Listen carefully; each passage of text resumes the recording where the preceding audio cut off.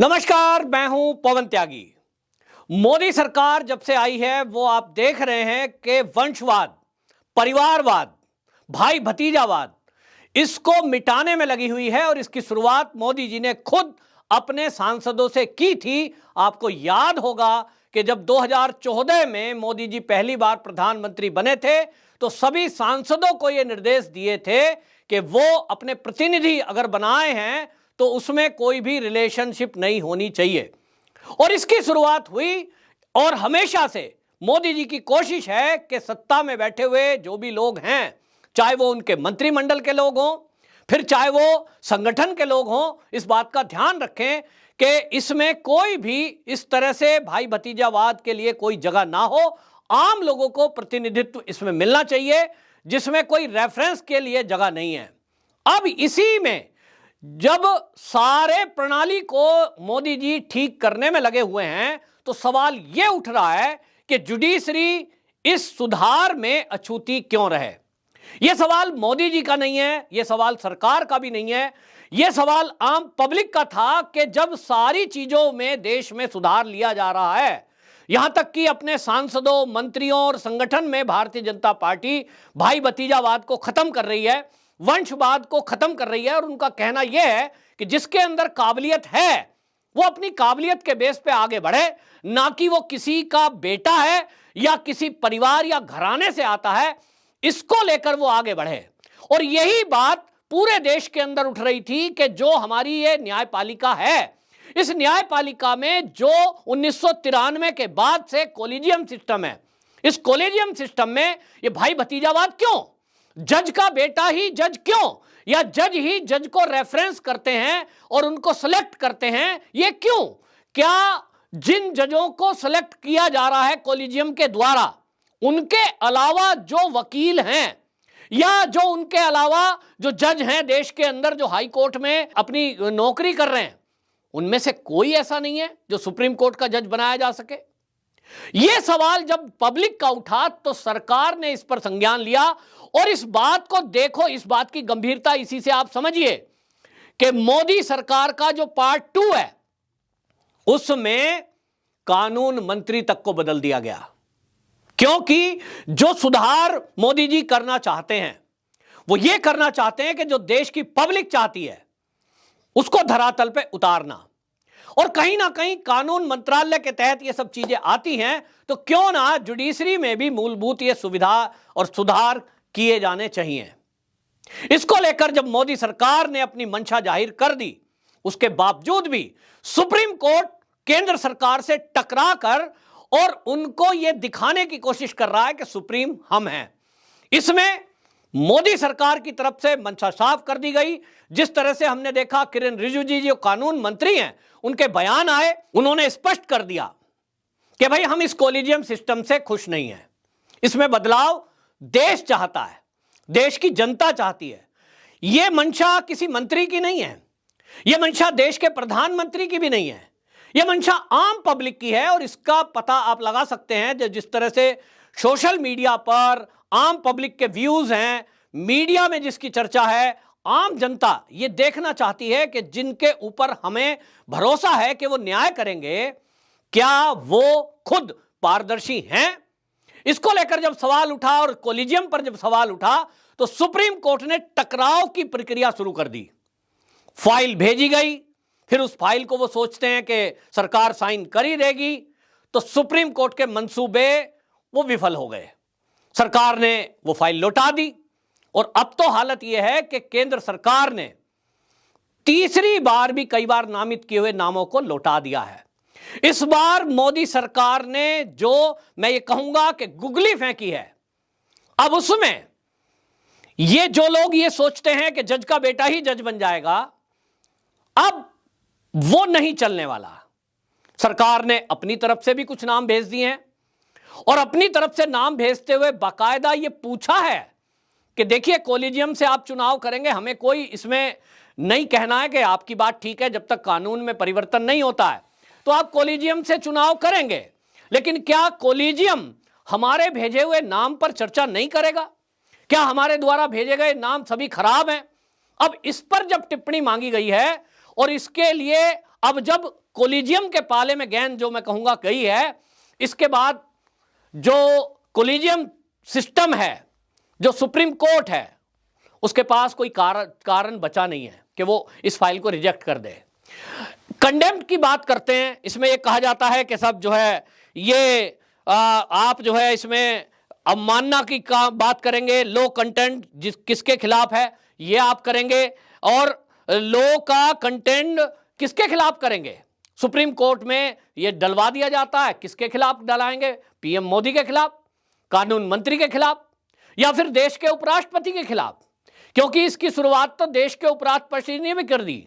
जगदीप धनखड़ जी ने खुलेआम जो ये जजों का एक प्रोग्राम था उसमें ये कहते हुए सबको चौंका दिया था कि भाई ये नहीं चलेगा, दुनिया के किसी देश में नहीं चलता है तो भारत में क्यों चले।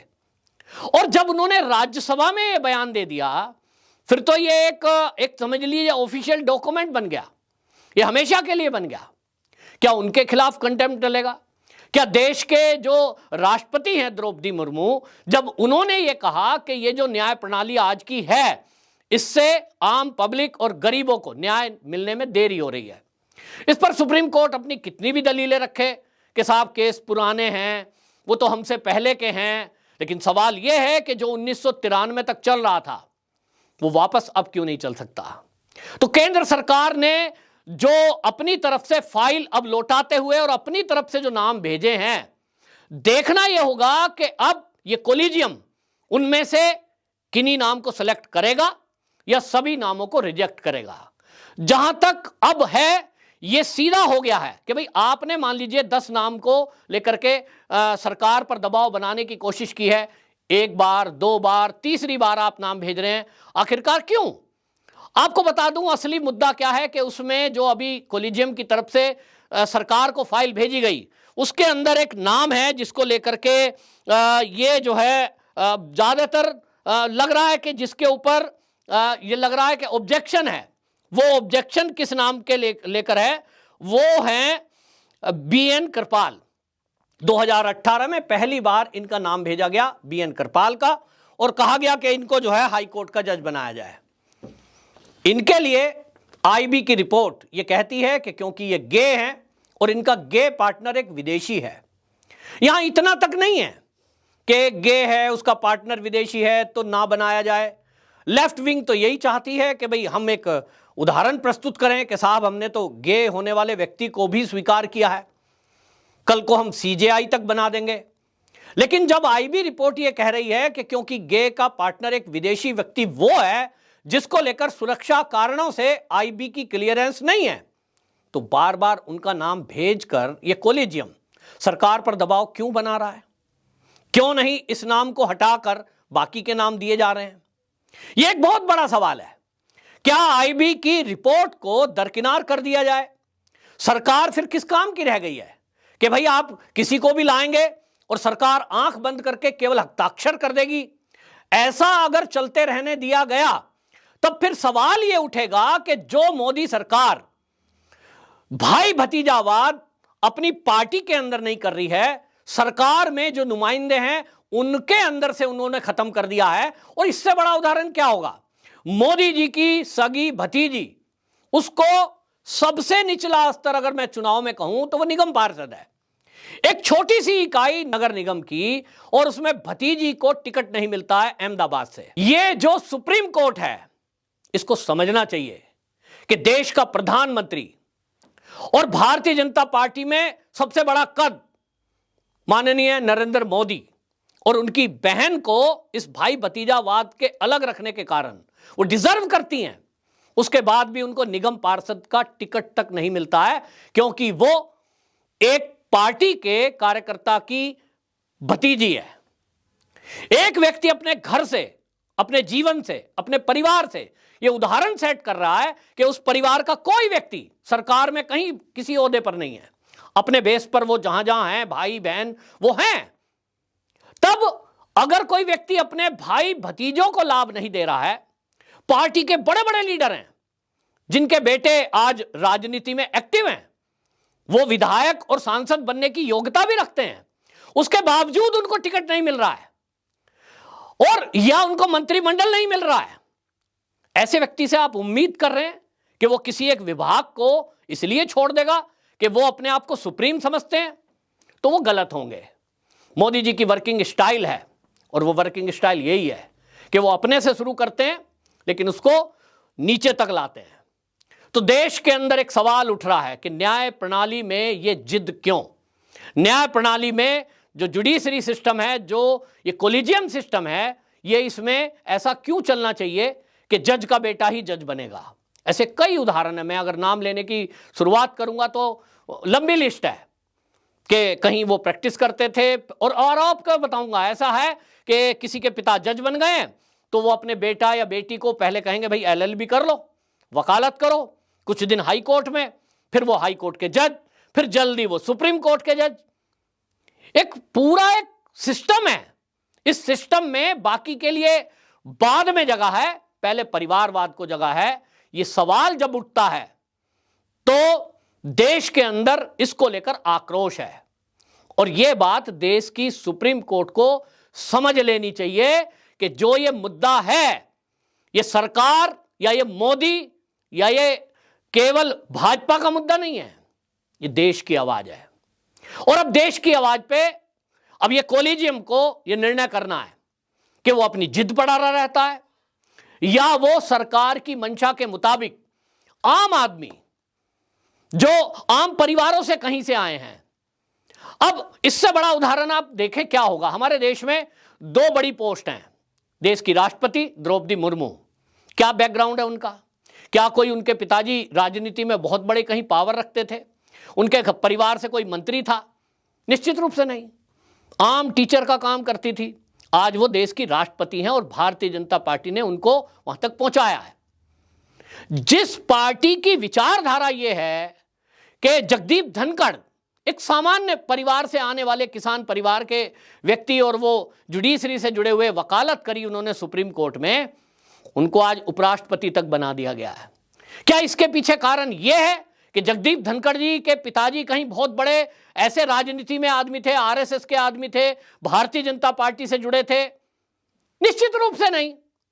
तो जब 2 बड़े उदाहरण हमारे सामने हैं, तो इसके अलावा क्या सुप्रीम कोर्ट का जज देश की राष्ट्रपति और उपराष्ट्रपति जी से ऊपर है? निश्चित रूप से नहीं है। और ये इसीलिए सरकार की मंशा बिल्कुल क्लियर है कि हम कोई टकराव नहीं चाहते, हम कोई अभी फिलहाल कोलिजियम में भी बदलाव नहीं चाहते, लेकिन सरकार ने यह बता दिया है कि हम ये चाहते हैं कि आपकी तरफ से जो नाम आ रहे हैं, इसके अलावा भी देश के अंदर बहुत काबिल वकील ऐसे हैं जो जज बनने की क्षमता और योग्यता रखते हैं, उस पर विचार क्यों ना हो। और जब इस पर हम बैठेंगे, बात करेंगे, तो ऐसे वकीलों की लंबी लिस्ट देश के अंदर है जो बहुत काबिल वकील हैं, ईमानदारी पूर्ण उनका जीवन है, उनके नाम पर चर्चा क्यों ना की जाए। यह मौका कब मिलेगा?